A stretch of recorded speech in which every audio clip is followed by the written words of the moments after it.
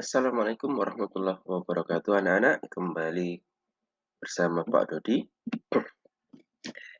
Kita sekarang akan membahas tentang penghambat-penghambat di dalam komunikasi. Apa saja sih penghambat komunikasi? Yuk cari tahu mengapa bisa terjadi hambatan di dalam komunikasi. Komunikasi adalah suatu proses yang disengaja dengan menuntut adanya kerjasama dari pihak yang terlibat. Dan dia bersifat simbolis, artinya bisa dengan kata-kata, bisa dengan simbol, bisa dengan warna, dan dia bersifat transaksional, yaitu ada yang memberi informasi dan ada yang menerima informasi, serta menembus ruang. Maksudnya menembus ruang, dia bisa dipakai di mana saja meskipun jarak yang berjauhan.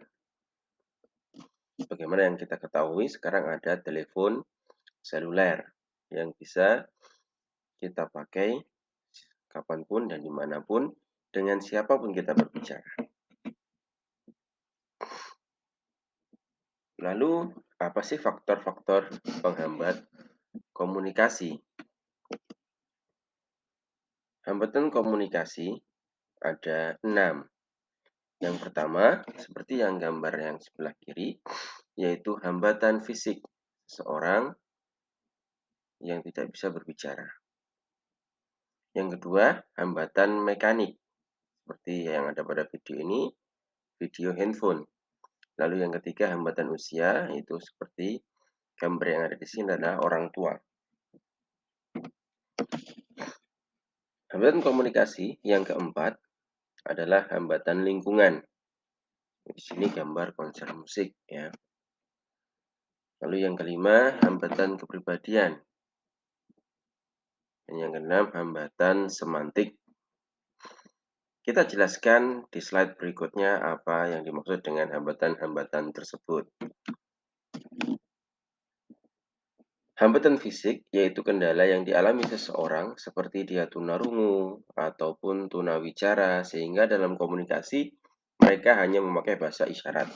Dan orang ketika berbicara, kalau tidak tahu apa yang dimaksud bahasa isyaratnya, maka tidak akan bisa mencerna yang dimaksud orang itu dengan mudah. Yang kedua, hambatan mekanik yaitu kendala yang dialami karena media saluran seperti orang yang tinggal di pelosok daerah yang sulit sinyal telepon. Dan ini biasanya berkaitan dengan teknologi. Hambatan yang ketiga yaitu usia, yaitu kendala yang dialami seseorang seperti orang yang sudah tua, yang sudah mulai berkurang indera pendengarannya, sehingga harus seperti orang yang berteriak-teriak. Yang keempat, hambatan lingkungan, yaitu kendala yang dialami karena adanya suara bising, seperti kendaraan bermotor, suara musik saat hajatan, sehingga ketika kita mau berbicara harus seperti orang yang berteriak-teriak juga. Lalu yang kelima, hambatan semantik, yaitu kendala yang dialami seseorang karena perbedaan bahasa, budaya, dan dialeknya. Jangankan negara-negara dengan negara luar, dengan kita yang ada dari sesama Jawa Timur itu terkadang berbeda. Yang keenam, hambatan kepribadian, yaitu kendala yang dialami seseorang karena sifat asli mereka atau karakter mereka, seperti minderan, ya, kurang bisa bergaul, sehingga cenderung diam ketika orang lain berbicara. Yuk, kita mulai. Waktunya untuk kuis. Nah, silahkan anak-anak hubungkan gambar yang di atas dengan yang di bawah ini dengan tepat.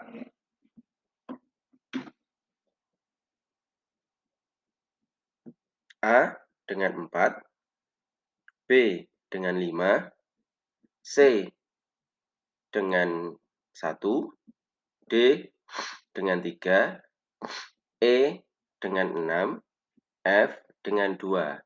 Ya. Kesimpulannya, hambatan komunikasi Itu ada 6. Yang pertama semantik, usia, lingkungan, kepribadian fisik dan mekanik. Maka bersyukur atas nikmat kesehatan badan dan gunakan masa muda dengan hal yang bermanfaat sehingga kita masih bisa mendengar dengan jelas ya.